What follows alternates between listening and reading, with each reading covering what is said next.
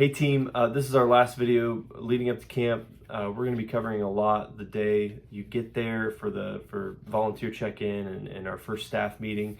But we'll be covering a lot of stuff that's in this booklet here that you're going to get. Students won't get booklets this year because really it's just hard to get them to keep track of them. But you will get a booklet that looks like this and you can write your name on it. But there's some super helpful things in here. One of these things is actually called it's a page that's got dorm life on it, and one of the things in this, it's encouraging you to do some things like learn their names. You know, you might have all students from your church, you might have a couple students from your church, and then a bunch of kids that come from random places.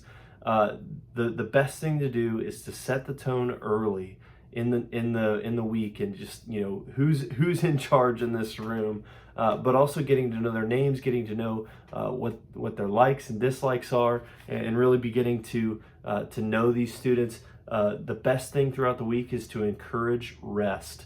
By Tuesday, a lot of students start to really go downhill when it comes to their exhaustion level, because they just can't control themselves. They just want to go at 100% the whole week. So we need to encourage rest, and I encourage you to get back up when you need it. Here's the new thing about camp this year that I'm excited about. We're gonna have two people at camp, Deb Burns for the Dean of Women and Mason Sprang for the Dean of Men.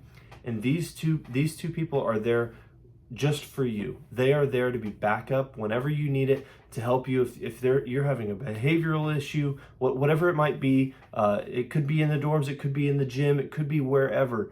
We are there to help you, to give you some backup, even if it's your kids and you need some help. You need some firepower, if you will, just in the help of somebody else.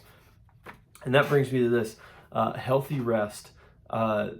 With kids, we know the moment that they begin to get too tired, they complain, they get exhausted, so they start complaining about every little thing. I encourage you to get the rest that you need as well. One of the things that's also in this booklet is a list of leaders, and it's got free rec assignments, and I know I'm just kind of waving this in front of you, but you'll see it when you get to camp. There's a group 1 and a group 2, and the leaders in group 1, Monday and Wednesday, that's what we encourage you to please be engaged during free rec, and then in group 2 can rest on those days.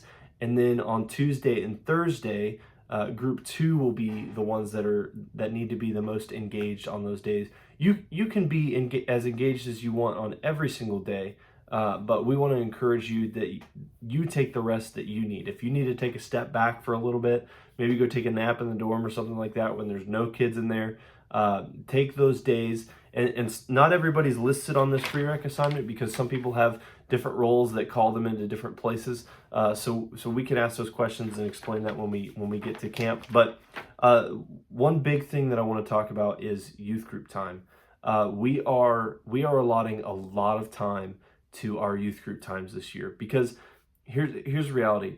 This is the most important part of camp to me. So you know, kids come to camp to have fun and to swim and do this, that, and the other, and we're there to hear these messages and to experience some great worship.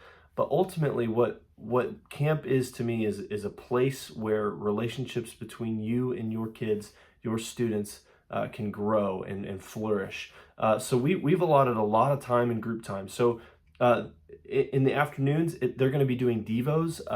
They'll have cards that are devos that walk through the word abide and walk through a devo for them. And then right after that, you'll jump into a time much like combos. If you've been to CIY Move, there will be cards that will pass out that they can go through and lead group time and answer questions and play games. And take as much time as you need, because this is a crucial time relationally with your kids, and we encourage you to do what you need with that. And then in the evening, we'll have another youth group time, which is, again, it's quite extended. But the reason for that is so you can take the time that you need to process what's going on.